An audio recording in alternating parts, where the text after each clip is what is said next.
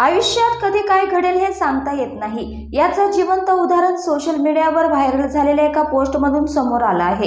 40 वर्षीय कर्मचाऱ्याने बॉसकडे पाठदुखीमुळे सुट्टीची विनंती केली आणि अवघ्या 10 मिनिटातच त्याचा हृदयविकाराच्या झटक्याने मृत्यू झाला। बॉसनं त्यानंतर एक हृदयद्रावक पोस्ट शेअर केली आहे। सध्या ही पोस्ट सोशल मीडियावर व्हायरल होत आहे। आजारी असल्याच्या कारणानं कर्मचाऱ्याने त्याच्या बॉसला सुट्टीसाठी विनंती केली। 40 वर्षाच्या कर्मचाऱ्याच्या पाठीत दुखत असल्यामुळे त्यानं त्याच्या सरांना मेसेज केला, मात्र त्यानंतर अवघ्या 10 मिनिटाच्या आतच त्याचा हृदयविकाराच्या झटक्याने मृत्यू झाला।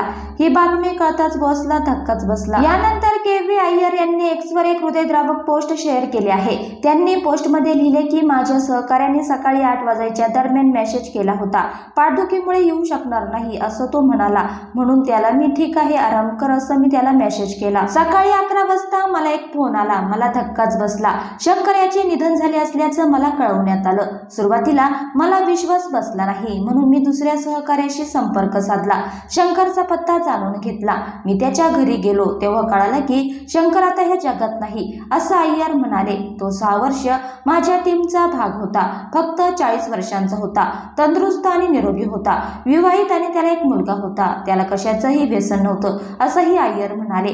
दरम्यान शंकरच्या मृत्यूनंतर त्याच्या कुटुंबावर दुःखाचा डोंगर कोसळला असून केव्ही अय्यर यांच्या पोस्टवर अनेकांनी शोक व्यक्त केला आहे।